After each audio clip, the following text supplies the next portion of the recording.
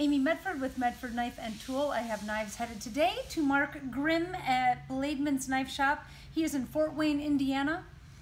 You can reach him at blademansKnifeshop.com, all one word, no space, no capital letters.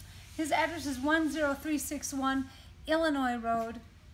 Again, he's in Fort Wayne, Indiana, and I think we are finally closing out his opening order. He may have 1 or 2 knives left. So now that our lead times are ramping up, our production is ramping up, our lead times are getting smaller.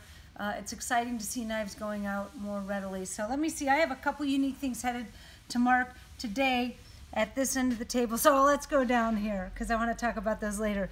All right, 2 Smooth Criminal headed Mark's way.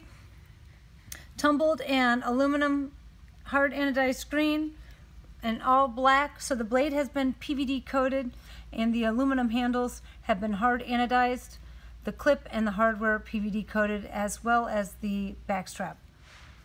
A 187 flipper, 187F flipper in all titanium. If you remember, when we first introduced the 187 line, there was the 187 drop point Tonto, RMP, and flipper. Of those 2, we have the flipper and the drop point still available, and they are now in all titanium as well. Slim Midi Marauder. I kind of like to show these side by side with the Infraction because I feel like they are very similar family of knives. Both slimmer stock, both kind of a long, elegant knife. I would say the Infraction much more tactical looking, the Slim Midi a little more gentlemanly. So it's nice to see this comparison. But they both have machined recesses on the handle. Differences are the thickness in stock. So the Slim Midi has the super thin handle and spring, but the profile is slightly wider, not much. Actually, maybe not much at all. I think because the Infraction scoops in here, it has the visual that it is slimmer, but not too much. I think it's nice to see this because not everybody gets a chance to get their hands on our knives and on every model. So it's good to see a comparison like this.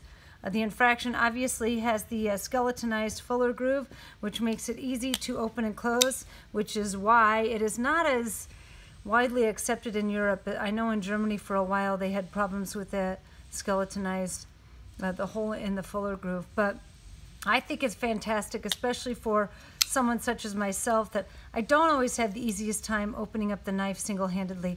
I can wrap my hand fully around it and open and close very comfortably.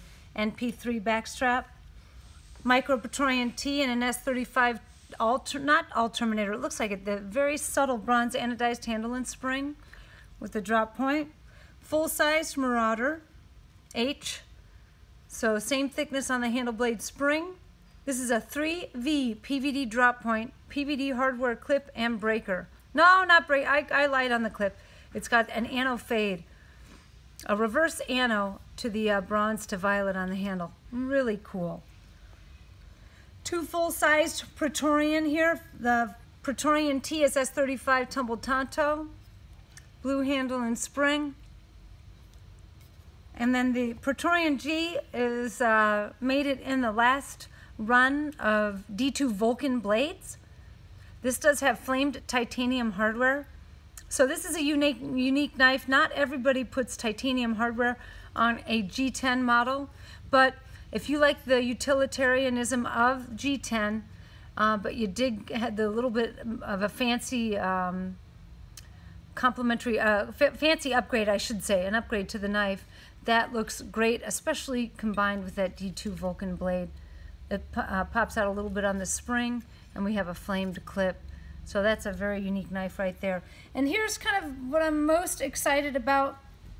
You all have seen the USMC Fighter, and you have seen the Raider, but you have not seen the Raider with the multi-layered G10 handle. Now, because it is multi-layered, you will see the handles on these vary pretty significantly depending on what level is flush with the outermost portion of it. So this is more Coyote. We paired this up with a Coyote tan sheath. That is just an amazing knife. The hold of this, The contour to the hand, I mean, I can't get over it. It's so comfortable in the hand, especially with my little girly hands. And on this one, it's rounded. It's a little bit more ergonomic. Both of them just have a lovely grip on them. So if you get confused on the names and terminology of our blades, these both have the precursor USMC. This is the Fighter, and this is the Raider.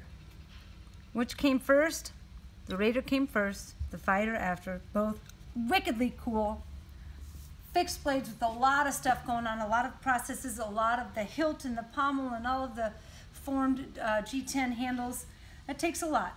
It takes a lot. I think the knives are priced very well considering all of the machining and the work and the processes and the handwork that goes into it. So if you haven't had your hands on one of our big overbuilt fixed blades, this is a great opportunity to reach out to Mark at Blademan's in Indiana on his website, or walk in if you have the chance to meet him in person and get your hands on some of our stuff for the first time. Thank you for watching. Stay tuned, and until the next time, I'm out.